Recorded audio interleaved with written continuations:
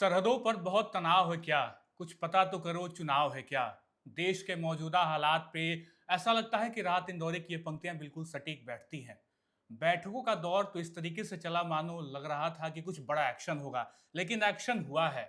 राजनीति में एक्शन हुआ है, जाति जनगणना को लेकर एक बड़ा एक्शन हुआ और इन सब के बीच बिहार के बदलते निजाम को हम इस तरीके से देख रहे हैं कि लगातार अलग-अलग नेता अपने जाति को साधने में लगे हुए हैं। बहरहाल इन सब के बीच नमस्कार, आप देख रहे हैं लाइव सिटीज। मैं हूं आपके साथ अभिनंदन द्विवेदी और लाइव सिटीज की मॉर्निंग बुलेटिन सुबह की चाय में आपका स्वागत है। हमेशा की तरह हमारे साथ वरिष्ठ पत्रकार रवि उपाध्याय से इस कार्यक्रम में जुड़ चुके हैं। स्वागत है सर आपका।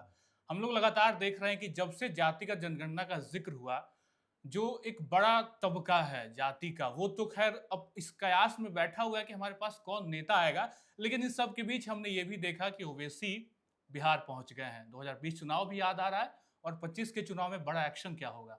देखिए, ओवैसी का मतलब ये है एआईएमआईएम के सुप्रीमो बैरिस्टर ओवैसी जी।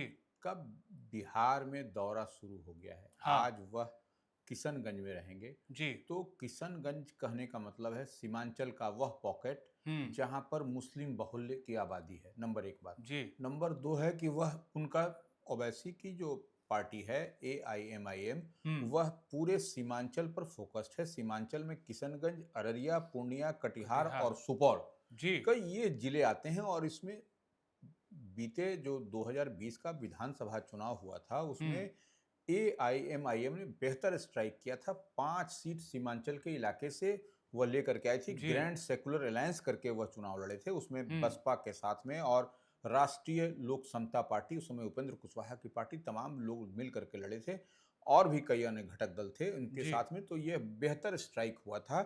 तो हाँ। ऐसे में समझा जा सकता है कि ओवैसी का सीमांचल के इलाके में हुंकार भरना आज कहीं न कहीं कुछ आपको बड़ा कुछ बदलता हुआ दिखाई पड़ेगा। जी। उसके बाद वह दरभंगा जाएँगे। दरभंगा में भी वह पार्टी के नेताओं के साथ समीक्षा करेंगे, बैठक करेंगे। और हुँ। 2020 के चुनाव में भी आप देखे थे कि वह 18 सीट पर वो लड़े लड़े थे। थे। जी। और वह उस एरिया में भी, मिथिलांचल में भी उन्होंने स्ट्राइक किया था। हुँ। तो इस लिहाज से मिथिलांचल में भी और उधर नेपाल की सीमा से लगे सुपौल, जी। नेपाल की सीमा से लगे आपको मोतिहारी, पूर्वी चंपारण, पश्चिम चंपारण एरिया में भी हुँ। वह चुनाव उन्होंने लड़वाया था। तो वह आपको देखने वाली बात है। बिल्कुल। उसके बाद से दरभंगा, मोतिहारी में रैली को संबोधित जी। करेंगे। जी। उसके बाद से रविवार को 4 मई को जी।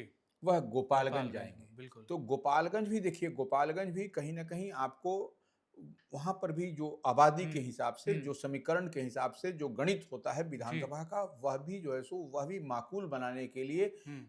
ओवैसी वहाँ पर प्रवेश कर रहे हैं। बिल्कुल। तो निश्चित रूप से गोपालगंज में भी एक बड़ी हुँ। तैयारी में ओवैसी की पार्टी एआईएम और खुद ओवैसी वहाँ पर घूमते हुए जब जाएँगे तो ये जी। एक बड़ा चंक को अपनी ओर साधने की कवायद में वह लगे हुए हैं।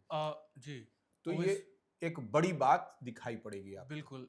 लेकिन ज़िक्र थोड़ा-सा हम इस बात का भी करेंगे क्योंकि ओवैसी का बिहार आना और अतीत के पन्नों को यहाँ पलटना ज़रूर पड़ेगा क्योंकि 2020 में जिस तरीके से उनके 5 विधायकों ने बाजी मारी थी, लेकिन कुछ ही दिनों बाद या कुछ महीनों बाद वो 4 विधायक आरजेडी में चले जाते हैं।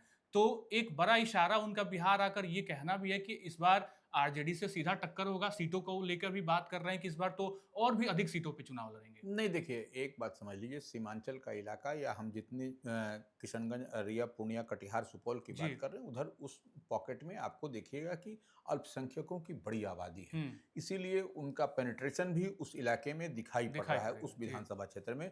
तो उसको हम लोग ऐसे समझेंगे कि आप जब देख रहे हैं ओवैसी, तो इस हाँ। बार जो है सो जिस तरीके से आपको वक्त संशोधन विधेयक हुँ। जो पारित हुआ, कानून बना, जी। तो उस पर मुस्लिम जो है सो इस बार स्ट्रेटजिकल वोट करेंगे और मुस्लिम स्ट्रेटजिकल वोट करने के लिए जाने भी जाते हैं। हुँ। तो इस लिहाज से आपको ओवैसी की नज़र उन पर टिकी हुई है, लगी हुई है। और मुस्लिम भी जो अल्पसंख्यक की बात हम लोग करते हैं, वह इधर-उधर नहीं जाएँगे। वह हाँ। जाएँगे कि जो भी अगर मजबूती मिलेगा महागठबंधन को या फिर ओवैसी की पार्टी एआईएमआई को, हुँ। जो भी उम्मीदवार जिताऊ पहलवान होगा, उसी पर वह उनका वोट भी जाता जाएगा। हुआ दिखाई पड़ेगा। तो इस लिहाज से वो देखिए, आरजेडी और ओवैसी की पार्टी एआईएम को अलग-अलग हम्म। तुलना करने की जरूरत नहीं है। जी। मुस्लिम जो है सो एकमुश्त एकजुटता के साथ अपनी हम्म। मजबूती की पकड़ के लिए वो जाने जाते हैं और इस बार फिर से माने स्ट्रेटेजिकल वोट वो करते हुए दिखाई तो पड़ेंगे। अब चूंकि आरजेडी का नफा नुकसान कितना होगा मुस्लिम वोट बैंक पे, इससे आपको क्या लगता है सर कि बीजेपी को फायदा पहुंच जाता है क्या, क्योंकि वोट कट जाता है आरजेडी का? नहीं देखिए, आर इसी तो हम कहें ना स्ट्रेटजिकल वोट हो करते हैं हम्म। मुस्लिम।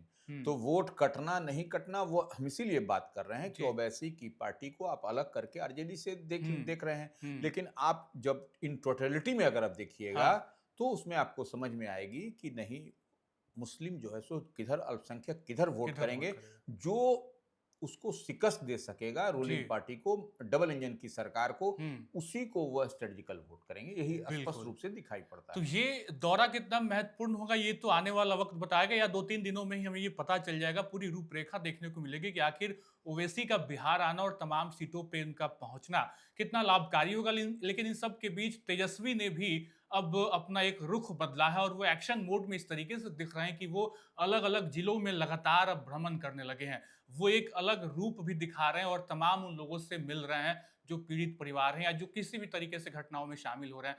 तो ये तेजस्वी का एक हम लोग एक अलग रूपरेखा अब चुनाव के ठीक कुछ महीने पहले देख पा रहे हैं। अभी तक हालांकि इस तरीके का एक्शन नहीं दिखा था, वो लगातार अलग अलग जिलों में जा रहे हैं सर, हम ये भी देख पा रहे हैं। और नहीं देखिए, तेजस्वी यादव नेता प्रतिपक्ष हैं। महागठबंधन इंडिया ब्लॉक को की बिहार में जो ड्राइविंग सीट है जी। उस पर तेजस्वी यादव नेता प्रतिपक्ष लालू यादव के पुत्र हम्म। बैठे हुए हैं। इससे जी। आप इनकार नहीं कर सकते। लेकिन एक बात समझ लीजिए, तेजस्वी यादव का जो दौरा हो रहा है बाढ़, जमुई, हम्म। बांका, तो हम्म। यह सब जिले में जा रहे जा हैं। रहे हैं। वह सब में वहां पर कहीं ना कहीं वह मजबूत पकड़ दिखाई पड़ रही है। और कभी हम्म। आप देखिएगा कि कभी जमुई, हम्म। बांका, जी। ये सब उनका गढ़ हुआ करता था। तो बीते ठीक। दिन आपने देखा कि मोकामा भी पहुंच गए थे वो। हाँ हाँ तो हाँ। यह सब देखिए, चुनावी वर्ष है, गिने चुने महीने रह गए हैं। ठीक। तो ऐसे में तेजस्वी हर तरह की जितनी भी पॉलिटिकल हम्म। चीज को साधने में लगे हुए हैं। और जी। आप देख रहे हैं कि वह जो है सो बांका गए तो वहां पुलिस पिटाई में पीड़ितों जी। से जी। मुलाकात की। जी। जी। जमुई गए तो वहां पर सड़क दुर्घटना में हम्म। पीड़ित परिवार से मिले। तो जी। यह सब कहीं ना कहीं यह सब इन आप देखिएगा कि तेजस्वी यादव पूरी तरह से फोकस्ड हैं। हम्म। और इस बार के चुनाव में वह पूरी तैयारी और दमखम के साथ उतरने की बात है। और देखिए, एक ठीक। बात और है, हम्म। तेजस्वी यादव जितने भी उनके सिटिंग एमएलए हैं जी। उन सब पर उनकी पार्टी की नजर है। और सब पर सर्वे भी, उनका इंटरनल सर्वे भी हो रहा है, जो कि ठीक। जानकारी आ रही है। हम्म। और 15 तारीख तक, 15 मई तक वह जी। इंटरनल सर्वे रिपोर्ट तेजस्वी के पास सबमिट हो जाएगी। समिट हो जाएगी। आज भी कार्यक्रम में शामिल होंगे तेजस्वी यादव, चूंकि जिक्र जाति जनगणना का भी हो रहा है, इस मामले से ये कार्यक्रम खास हो जाएगा। देखिए, ये सबसे बड़ी बात समझने वाली है। तेजस्वी यादव का पटना में आज जो है सो जी। बड़ी सभा होने जा जी। रही है। वह सभा है अति पिछड़ा जगाओ, तेजस्वी तेजस्वी सरकार बनाओ। सरकार बनाओ। जी। जी। ये रैली है, संबोधन जी। है, कार्यक्रम है, बड़ा हम्म। कार्यक्रम होने जा रहा है हम्म। पटना में, जस्ट उनकी पार्टी के सामने, जी। कार्यालय के जी। सामने होने जा रहा है। तो यह एक बड़ी बात है। हम्म। और यह देखिए, अति पिछड़ा जगाओ, आप देखिए कि जिस तरीके से आप नरेंद्र मोदी सरकार ने हम्म। आपको जातीय गणना कराने का जो फैसला लिया है, हम्म। जो निर्णय लिया है, यह कहीं ना कहीं अब उसमें क्रेडिट लेने की होड़ लगी होड़ हुई है। लगी है। अब देखिए, महागठबंधन कह रहा है कि हम हमारे प्रेशर से यह हुआ। हम्म। कांग्रेस, आरजेडी, तमाम वाम दल मिलकर के। जी। और एनडीए कह रही है कि नहीं, हम लोगों का पहले से यह था, हम लोग इस हम्म। पर। लेकिन आप देख सकते हैं, भारतीय जनता पार्टी जो है सो जाति गणना कराने के पर हम्म। चुप रहती जी। थी, मौन रहती थी। और मौन बिहार रहती। सरकार ने देखा भी गया कि हाँ। 2 अक्टूबर 2023 को जाति गणना कराई थी। जी। उसमें जो है सो 500 करोड़ रुपए खर्च हुए थे, खर्च भी हुए, बिहार बिल्कुल। जैसे गरीब प्रदेश की।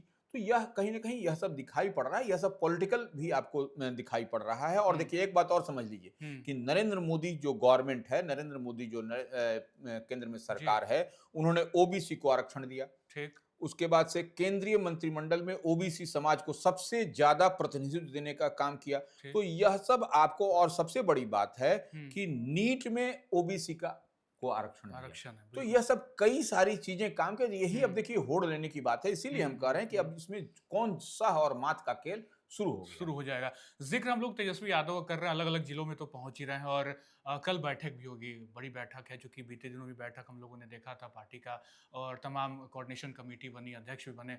ये बैठक भी बड़ी ख़ास हो जाएगी क्या? नहीं, ये जो 4 तारीख को बैठक है पटना में, आप हुँ, उससे पहले 2 बैठकें हो चुकी जी। हैं महागठबंधन की, इंडिया हुँ, ब्लॉक की। हुँ, तो चुनाव है इस बार, तो महागठबंधन की बैठक है हुँ, कल। तो वो 4 तारीख को, उसमें कई सारी तैयारियाँ, कई सारी जितने घटक दल, जितने भी अलायंस पार्टनर हैं हुँ, महागठबंधन के, सारे घटक दल रहेंगे। हुँ, और उसके बाद में और जो आने वाले हैं, कुछ अन्य दल भी की भी एंट्री होने ठीक। वाली है।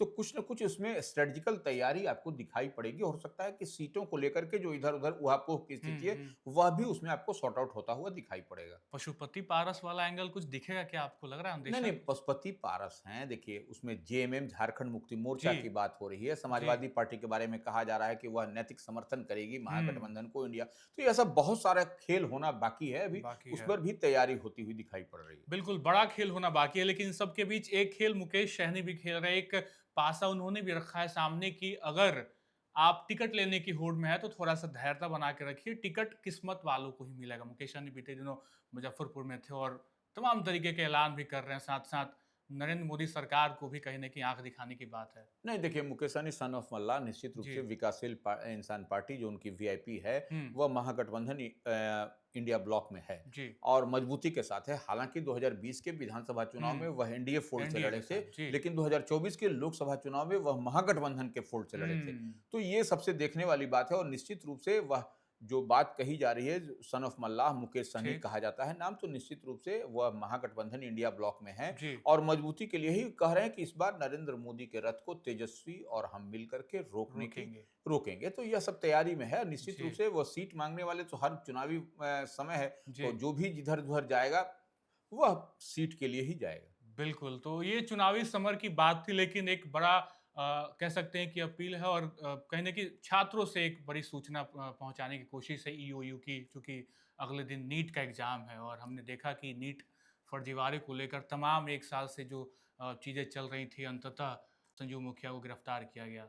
देखिए, आर्थिक अपराध इकाई जी, ईओयू जिसको आप कह रहे हैं, उसकी ओर से जी, सतर्क रहने की बात कही गई है जी। और सतर्कता इस लिहाज से जो हुँ, परीक्षार्थी, जो अभ्यर्थी होंगे, हुँ, उनके लिहाज से यह ईओयू ने किया है और किसी जी, के झाल झांसे में नहीं फंसना है। जो है बिल्कुल। आप जाइए। और नीट को लेकर के देखा भी गया था कि बीते दिन जिस तरीके से हुँ, बड़ा रैकेट का खुलासा जी, हुआ था, पकड़े गए थे, हुँ, संजीव मुखिया का नाम बार बार नाम उसमें उछल बार-बार आया करके था। आ रहा जी, है। जी, तो यही ईओयू आर्थिक अपराध इकाई की ओर से ठीक, ये एक बड़ी तैयारी है।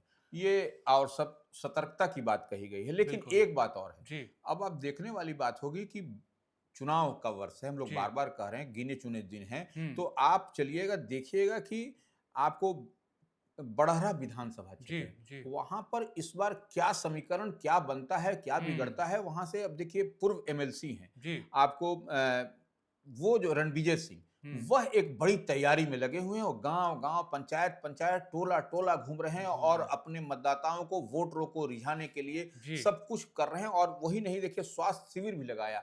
अब हाँ, स्वास्थ्य शिविर लगा करके वह नेत्र का वहाँ पर सबका ऑपरेशन हुआ, सब कुछ हुआ, बड़ी बड़ी संख्या में चिकित्सक, विशेषज्ञ आँख के आए जी, और चश्मा सबको दिया गया। अब आँख का ऑपरेशन, इलाज कराया गया, सबका हुँ, प्राथमिक जाँच कराया गया। तो यह एक बड़ी तैयारी में रणविजय सिंह लगे हुए हैं। निश्चित रूप से इस बार बड़हरा से उनकी तैयारी अद्भुत दिखाई पड़ रही है और जो कहीं न कहीं वह, अगर यदि एनडीए फोल्ड से वह उम्मीदवार बनते हैं, तो निश्चित रूप हुँ, से एक चुनौती बनते हुए दिखाई पड़ेंगे महागठबंधन के लिए। बिल्कुल, तो राजनीतिक समर में अगर हम देखें तो निज़ाम बदलते तो इस तरीके से दिख रहे हैं कि सीटों को लेकर लड़ाई है, तो दूसरी तरफ कैंडिडेट भी अपना दावा मजबूती के साथ ठोक रहे हैं और कहीं न कहीं इन सब के बीच बड़े नेताओं का आगमन जो है वो बिहार की तरफ है, रुख बिहार की तरफ हो चला है। अलग-अलग तरीके से जातियों को साधने की कोशिश है और इन सब के बीच विकास का मुद्दा और पलायन का मुद्दा कहाँ स्थान रखता है, ये आने वाला वक़्त बताएगा। फिलहाल आज के एपिसोड में इतना ही। हमारे साथ रवि उपाध्याय सर थे, बहुत-बहुत शुक्रिया सर आपका। बने रहें लाइव सिटीज़ के साथ, बहुत-बहुत शुक्रिया।